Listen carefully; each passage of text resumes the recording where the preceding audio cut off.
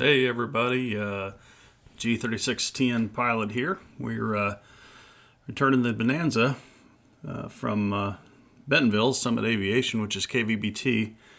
Had to get an oil change in it, and they do such a great job over there. Want to send a shout out to Summit Aviation. Those guys are just fantastic with the work they do, especially Doug, the guy that runs the shop. Always been great to me and takes care of me and tells me all the right things, and appreciate that he doesn't take any chances and doesn't overdo anything, but he doesn't underdo anything either. He's a real good guy, knows what he's doing. Summit, very lucky to have him. So we picked up this aircraft in, I believe it was September of this year. Good friend of mine and my instructor by the name of J.D. Williams out of Fort Smith, KFSM. Anybody needs a good instructor, a guy that knows what the heck he's doing, has a lot of time in multiple aircraft, and is typed in multiple aircraft, and also flies for American Airlines. J.D. Williams is your man. So I started out flying Columbias about 3 years ago. Got my license about 5 years ago, and I had a Columbia 300 for about 2.5-3 years, and absolutely loved that aircraft. A speed demon of an aircraft. Boy, you really did need the speed brakes in that thing to slow it down, but flew absolutely efficiently. Big wide wing, so it had great stability and great control at any kind of turbulence, and I kind of missed that aircraft, but the wife talked me into switching to a Bonanza this year because we ran into a little problem. We've got two boys. One of them plays college basketball, the other one's in high school playing basketball, and they did not fit in the back of that Columbia anymore, being well over 6 feet tall. So we needed to find something that could transport our family a little bit better. And we have, thankfully, with this fantastic turbo-normalized Beechcraft Bonanza. So 6980 Bravo is a 2007 G36 TN turbo-normalized Bonanza. And one of the great advantages of being turbo-normalized is it has onboard oxygen as well, which we can use. And when we purchased the aircraft, it had a great avionics package in it, but we went ahead and upgraded to the G1000 NXI system, which has absolutely been fantastic. And have to admit, it's already come in awful handy a number of times thus far. So we're just getting the bird rolled out here, started up, warmed up a little bit, fresh oil change, get all that oil working in there good. And we're taxiing out away from Summit. There's Summit in the green building behind there. Great. If you need anything for your aircraft, Summit Aviation is the place to go here in Bentonville, Arkansas. And shout out to the Summit FBO they have on the other side of the field here from this one. They have got a top-of-the-line FBO with a fantastic restaurant attached called Louise at Thadden. Highly recommend them. And there's a private club you can become a member of and enjoy dinners and lunches up there and get away from the crowds, and really a great facility, great place to eat with the family. So we're just taxiing out down here past some of the hangars. Some of these hangars out here are owned by the Waltons, and you may be familiar with them. They, of course, founded Walmart, which my father was lucky enough to work for about 25 or 27 years or something like that. I, of course, didn't follow in his footsteps. I'm a doctor, and we run. I have multiple clinics in the state of Arkansas that I run, and so we use the Bonanza in our aircrafts to fly around to those clinics and work. So some of the videos you'll see coming up here is me literally just going to different clinics that we run and seeing patients and working with people. It's been a great passion of mine for 23 years, and I sure love it. But I sure love flying as well. So we're just taxiing this aircraft out here. One of the great advantages of being in a Bonanza, of course, is the payload capacity. This is a 6-person aircraft. Realistically, it'll fly 5 adults due to the weights. Of course, this aircraft has the turbo-normalized system, which has an STC that gets it up to 4,000 pounds, which gives me a useful load of well over 1,300 pounds, which is absolutely fantastic. Of course, the Columbia gave me about 1,100 pounds, which was great, but again, you really can't fit 4 adults in that thing, as the back seat's pretty darn small. With this aircraft, we're lucky enough to also have factory air conditioning in there, and I'll tell you what, in the middle of the summer, it makes an absolute difference. But even taxiing out on a day like today, it's 50 degrees, but you got direct sunlight, and it gets warm in that cabin just taxiing out. Being able to flip the switch and have that air conditioner come on is absolutely fantastic. Certainly appreciate having that. So, well, we've taxied out here. We're just doing our run up. We go to 1700 RPM, check both mags. You don't want to see a drop of more than about 30 or 40 in either one of them. But then we got to run it up to 2000 and untie the buses, make sure that happens in this 28 volt system. We drop those RPMs twice to make sure two things. Number one, the RPM comes right back up to where it was when we engaged it. And number two, we don't see any oil splatter on the windshield. That way we know the governor and the prop and all the seals are good. So one thing to know about Bentonville's airport, which is somewhat of a negative, there is a flight school here though, but the negative part is there's not a tower. So you got to be on your toes at this airport. It's about a 4,500 foot runway, which is good size, but having a flight school here, having a very popular FBO, having a great restaurant means there's a lot of traffic. So one of the things we have to watch out for routinely is communication inside this airport. You've got to communicate appropriately. What your plans are, what your intentions are, where you're at all times. Communicate with surrounding traffic coming into the area. Now, we keep our bird over at Rogers Airport, which is literally just a few miles away. That's KROG in Rogers. They have a tower there, which is absolutely fantastic, run by a fellow that I got to meet by the name of Ken. And they have a great crew there. I appreciate working with them every time I do, and they've always taken real good care of us and been very, very helpful.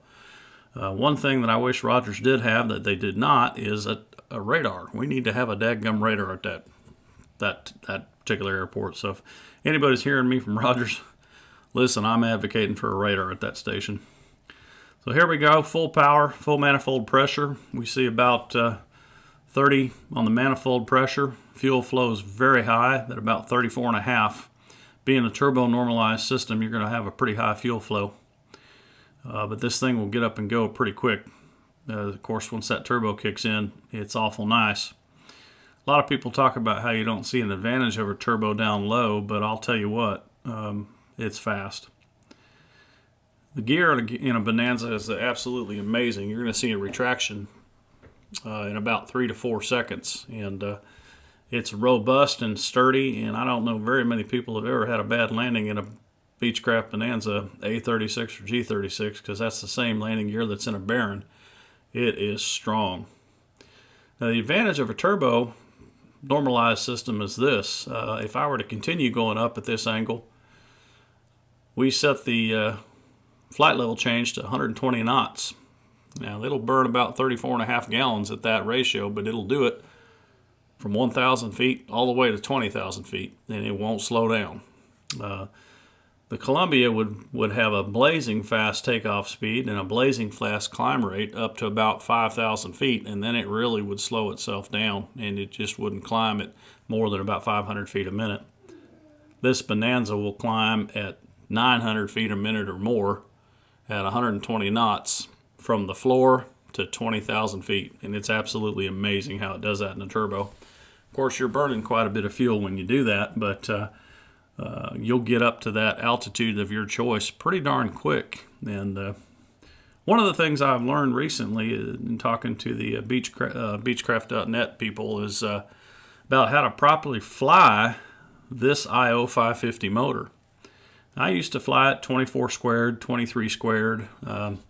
We'd burn about 19, 18, 20 gallons, sometimes 21 gallons per hour at those settings, which was okay, but that's quite a lot of fuel. You know, the Columbia would burn about 15 to 16, and that's a big savings. But after speaking with quite a few great folks on that particular board and understanding from the turbo normalized system company out of Oklahoma that installed the particular turbo on this aircraft, you should run this thing wide open throttle. And you run it wide open throttle all the time. So the way it works is pretty simple. When you take off this bird, everything goes forward, mixture forward, prop forward, manifold pressure forward, everything's forward, and you leave it until altitude. When you reach your preset altitude, you don't touch the throttle. You don't touch that manifold pressure. You leave it. All you do is you pull that RPM back from about 2,700 RPM, which is takeoff and climb, to 2,500. That's it. You leave it. And then the next thing you do with it, you pull that mixture back for about 3 to 5 seconds from full rich down to about 15.5. Right around 17, you'll feel that bird start to really slow down a little bit as you go from richer peak through peak down to leaner peak. But it'll settle in at about 15.5. You're running wide open throttle, 2,500 RPMs at 15.5 gallons per hour fuel burn. Not only does this particular setting work better than 24 squared or 25 squared or 23 squared, but it runs incredibly cooler. I'm seeing CHTs consistently around 162 to 165, which is of course Celsius, but my TITs are around 1425 to 1450 at that setting. We got full power. We're running about 170, 172 true at that setting and burning 15.5 gallons per hour in a 4,000 pound aircraft. Those settings are absolutely stellar. And I'm so thankful that I got to talk to some incredibly knowledgeable people, not only at Tornado Alley, but at Beechcraft, that gave me that bit of information. And the neat thing is, as we turn base here for Rogers, you can see us taking the base turn. When you're ready to descend, the only thing you change from those settings of full throttle, which is about 29.5 manifold, is you pull that back down to about 21, somewhere in there. You leave your mixture, you leave your RPMs, you just pull that manifold back to 21, and it'll descend 400 feet a minute, 500 feet a minute at a great clip, and it'll keep that engine right there where it needs to be, relatively warm. It won't shock it. And once you get down to pattern altitude, you find the magic setting, and I learned this by watching a wonderful video that my friend J.D. Williams turned me on to. The magic settings for pattern in a G36 turbo normalized aircraft are 20 manifold, 25 RPM, 13 on the mixture, and that's it. 20, 25, 13. Simple, simple, simple. It'll fly around about 120 knots at that speed, which is a great pattern altitude, and boy, it keeps the temps up with the RPMs being at 2,500. It keeps those temps relatively warm, which is great. So you can see us turning final here. We're starting to get around lined up for runway 20 here. We go through our checklist, our GUMPS checklist. I do that multiple times just to make sure. The Columbia was a fixed gear aircraft, but now I have a complex aircraft here. Of course, they were both high performance, but having that gear is another ball of wax. So you'll see me go through that a couple times. So we're descending down now, lined up in the runway. The NXI system has a great visual path, which is fantastic that you can follow, but you can see us at full extension on the flaps. Gear down. You can see me go through my checks a couple more times in here just to make sure I'm running through everything properly. But we had a little bit of a gusty 10 knot crosswind this afternoon, so you'll see me put it down on the left wheel first, followed by the nose gear and then the right wheel. It'll show that here in the next clip, which is great.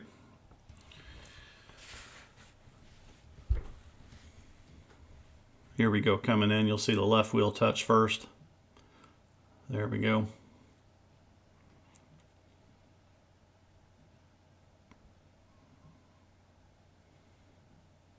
One of the things I like about this particular view is it shows you how fast that gear retraction is. Not only the going gear down to going gear up, it is absolutely fast in a Beechcraft Bonanza. Strong, fast, and powerful. So we clearly active here. we stay with Rogers, and we're going to kind of clean up the aircraft. One of the things that my instructor JD taught me is to clean up the aircraft once you're clear of the active. It makes sure that you fly that plane all the way to the ramp without changing any other settings before you do that. And that's something I try and stick to all the time. There's a tendency to want to clean things up quick while you're rolling out, but I tell you what, you need to keep your focus and keep that stuff where it is until you have cleared that active and have time to accurately do that. So we have a great system here. This is a great airport as well here at Rogers. Again, it's a towered airport. It's a bigger runway. It's about 6,500 feet or so, which is great, especially if I'm carrying 5 or 6 folks in this aircraft. We have a great hangar that we utilize, and the Beaver Lake Aviation is based here. That's the FBO here at Rogers, and they will take really good care of you if you come in here. Great fuel prices, great attention to detail. Those guys are always, when you call them over to your hangar, they're always there with just a couple minutes, and I really appreciate the work that they do. Had one time where I needed to do an upgrade on the NXI 1000 panel and needed to borrow a 28-volt power source, and boy, they brought me over that whole giant cart that they would use on a big Learjet and didn't charge me a penny to do it. So appreciate those guys very much. Shout out to them and appreciate what they do. So we have a covered hangar here at Rogers that we use. I've been in this hangar for about 3 years now. Great guy that runs and manages these hangars. Worked with him for a number of years and appreciate all the help that he gives us. They're good, clean hangars, and the only downside, of course, is they're not powered. They don't have any heat and air in them, but they do have, of course, lights, which is appreciative. One of the things I found that works really well in the wintertime to keep the bird warm are very low wattage, very low powered, very low electrical using space heaters. You can get them off Amazon. They don't really generate much power. They're infrared, so you don't have a fear of any kind of problem or anything like that in terms of getting too hot or overheating or anything like that. But boy, I run 2 or 3 of them in the wintertime in the hangar, and that hangar never gets below 65 degrees, which is fantastic. They don't use a lot of power, don't use a lot of electricity, and it keeps that bird warm, keeps those cylinders and that engine warm for when we need to restart it. So here we are out in front. We park it this way so we can push it in. We go through our shutdown sequence in the bird, which many of you've, I'm sure, seen before, but it give it a second with a turbo. I like to give it a couple seconds before we shut it all down and slow down so that it doesn't do it all at once and all rapidly. But we use an ATV or a UTV, I'd call it. It's a 4-seater, and that's what we use to push the bird back in. Being a 4,000-pound aircraft, you don't want to push that thing in. So that's our hangar. Great facility. Very appreciative to use it. So hope you guys enjoyed the video. We'll be putting out more of these. If you learned something, please put comments in the bottom of that video. We'll respond to you personally. So I'm G36TN pilot. I want to wish you all a great day and happy flying.